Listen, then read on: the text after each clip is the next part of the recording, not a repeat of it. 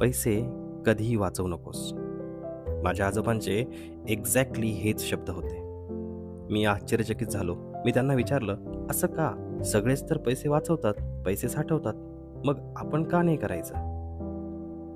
आजोबांनी स्मित हास्य केलं आणि माझ्याकडे बघत बोलले, थांब, मी तुला एक गोष्ट सांगतो आणि ती ऐकल्यानंतर तूच ठरव की मी तुला असं का बोललो असेल. एक सुंदर गाव होतं. त्या गावात एक म्हातारा माणूस राहत होता, अगदी माझ्यासारखा. तो एका ठिकाणी बसलेला असायचा तर लोक त्याच्यावर हसायचे, त्याची खिल्ली उडवायचे, त्याला आळशी म्हणायचे.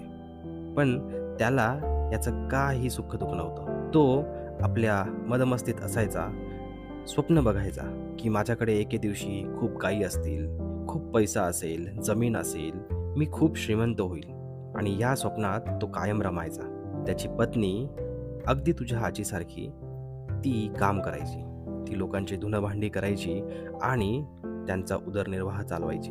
एके दिवशी त्या आजीने आजोबांना शांतपणे विनवणी केली की हे बघा, स्वप्न बघणं हे खूप चांगलं आहे आणि स्वप्न बघायला हवीत, पण फक्त स्वप्न बघून कधीच कुटुंबाचं पोट भरत नाही. त्या आजोबांनी मान डोलावली आणि तिला बोलले, एके दिवशी सर्व ठीक होईल. काहीतरी मार्ग मी यातनं नक्की काढेन. एके दिवशी त्यांचा नातू अनवाणी पावलांनी घरात आला आणि त्या आजोबांना बेलगला आणि बोलला, आजोबा, काही खायला आहे का?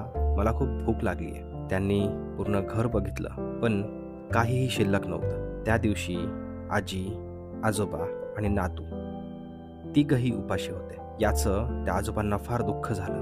ते ह्याच विचारात रात्रभर पडून राहिले.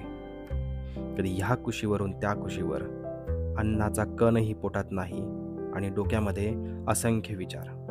त्या दिवशी त्यांना एक गोष्ट तर नक्की कळाली होती की फक्त स्वप्न बघून कुटुंबाचं पोट भरत नाही, त्यासाठी काम करायला लागतं. ते सकाळी उठले आणि गावात निघून गेले. त्यांनी एका ठिकाणी काम केले, शेतामध्ये राबले, राबले, कष्ट केले, जड वस्तू उचलल्या, ढेकळं उचलली. त्या कडकत्या उन्हात त्यांचे फाटलेले पायदान, त्यांचे उन्हाने, त्या गरमीने साळलेली ती कातडी आणि त्यांच्या हाताला पडलेले त्या भेगा आणि त्या जखमा, हे त्यांच्या कष्टाचं प्रमाण होतं. ते घरी आले. त्यांनी सर्वांनी थोडं का होईना पण जेवण केलं. त्यांच्या नातवाने त्यांना विचारलं, आजोबा, आज तुम्ही काय आणलं? तुम्हाला काय मिळालं? आजोबांनी त्यांची छोटीशी कमाई त्याला दाखवली. पण लवकरच त्यांना एक दुःखी करणारी गोष्ट कळाली. पैसे कमवले, आले, खर्च झाले आणि हातात काही जोरले नाही. त्यांचं गळतं छत ते काही रिपेअर झालं नाही. त्यांच्या घरातलं अन्न काही जास्त दिवस टिकलं नाही. एके दिवशी असंच त्यांच्या गावातनं जाताना एका दुकानाजवळ काही लोकांना गप्पा मारताना त्याने ऐकलं की पैसे फक्त कमवून चालत नाही, ते साठवावे लागतात. म्हणजे आपल्यावर कधी वाईट परिस्थिती येणार नाही आणि आलीच तर ते पैसे आपल्याला कामी येतील. मग त्या माणसाने घरी आल्यावर एक काचेची बरणी काढली आणि त्याने जेवढे पैसे आतापर्यंत कमवले होते ते रोज थोडे थोडे तो वाचवायला लागला. त्याने त्याच्या खाटेखाली ती बरणी ठेवली आणि तो रोज थोडे थोडे पैसे जमा करत राहिला. एके दिवशी त्याच्या नातवाला ती बरणी सापडली. ती बरणी बघून नातवाला खूप आनंद झाला. त्याने त्याच्या आजोबांना विचारलं, आजोबा, हे काय आहे?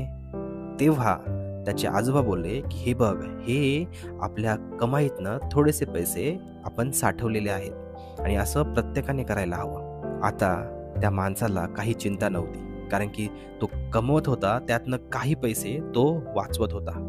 त्याचे कष्ट, त्याचे अनवाणी पावलं, त्याचे उन्हाने कष्ट करून थकलेले पावलं, त्याचं त्याला चीज होताना दिसत होतं. ते थोडं का होईना रोज संध्याकाळी बसून खात होते.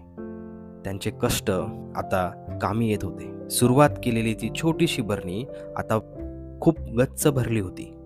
त्या माणसाला इतका आनंद होत होता की त्याचा आनंद गगनातही मावत नव्हता. त्याने ती बरणी उचलली आणि ठरवलं की आता 2-3 महिन्याचं राशन आपण एकाच दिवशी घेऊन येऊ. आणि तो दुकानात गेला. दुकानदाराला त्याने सांगितलं की मी कसं कष्ट करून राबून हे पैसे साचवले आहेत. आता तुम्ही मला पटकन 3 ते 4 गोण्या ह्या धान्याच्या द्या. पण तेव्हाच त्या दुकानदाराने त्याला थांबवलं आणि सांगितलं की एवढ्या पैशामध्ये 3-4 गोण्या येणार नाही, कारण की आता महागाई वाढली आहे. हे ऐकून त्या माणसाला धक्का बसला. त्याने या गोष्टीचा विचारच केला नव्हता की पैसे साठवून त्याची किंमत कमी होऊ शकते, कारण महागाई ही दरवेळेस वाढत असते. पैसे अजूनही त्याला कमीच पडत होते. तो रोज त्याचं पाकिट तपासतच होता. एके दिवशी असंच त्याच्या अंगणात विचार करत दुःखी चेहऱ्याने तो बसलेला होता. इतक्यात त्याला त्याच्या शेजारी जाताना दिसला. त्याच्या हातात काही अंडी होती. त्याच्या चेहऱ्यावर टेन्शन नव्हतं. मग तो गेला आणि त्याच्या आजूबाजूचे दुसरे लोक आले, ज्यांच्या हातामध्ये दूध होतं. हे लोक अंडी आणि दूध विकून त्यांचा उदरनिर्वाह करत होती आणि ते आनंदी होते, समाधानी होते. इतक्यात आजोबांना समजलं की त्यांना आता काय करायचंय.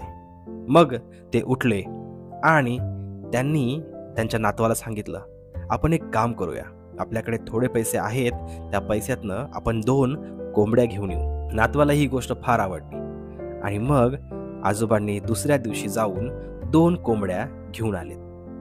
आता त्या कोंबड्यांना बघून नातवाला फार आनंद झाला आणि तो त्यांच्या मागे धावायला लागला. आजोबांनीही त्या कोंबड्यांना दाना पाणी सर्व दिलं आणि एके दिवशी त्यांच्या कष्टाला थोडंसं फळ आलं. त्यांना काही अंडी मिळाली, काही त्यांनी खाल्ली, काही त्यांनी विकली. यातनं थोडेफार त्यांना पैसे मिळाले. त्यांचा उदरनिर्वाह चांगला चालू लागला. मग त्यांनी ठरवलं की अजून काही कोंबड्या आपण घेऊन येऊ आणि आपला हा जो व्यवसाय आहे तो अजून चालवू, अजून मोठा करू.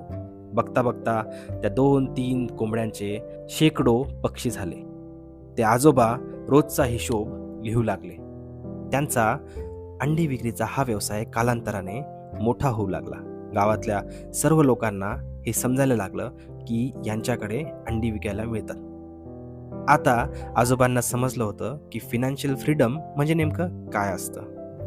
त्यांनी त्या अंड्यांमधून एक अंड उचललं आणि नातवाला दाखवत म्हणाले, हे बघ, हे फक्त अंड नाहीये, ही तुझ्या स्वातंत्र्याची चावी आहे. पैसे साठवले तर ते संपतात, पण जर तू असा व्यवसाय सुरू केला की जो कालांतराने वाढत राहील, तर तुला एके दिवशी पैशाचा विचार करायची गरज पडणार नाही. कारण साठवलेले पैसे वाढत नाहीत, पण एकदा सुरू केलेला व्यवसाय हा हळूहळू वाढतच राहतो.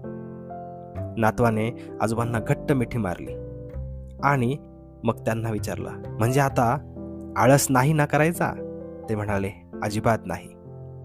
आणि हीच गोष्ट त्यांनी पूर्ण गावातल्या लोकांना सांगत राहिले की पैसे कधीही वाचवू नका, त्यांना वाढवा, त्यांना अशा ठिकाणी गुंतवा ज्यातनं तुम्हाला नफा मिळेल. तो पैसा वाढत राहील तशी तुमची ग्रोथ होत राहील. आणि म्हणून माझे आजोबा मला नेहमी सांगतात, पैसे कधीही साठवू नको, त्यांना वाढव.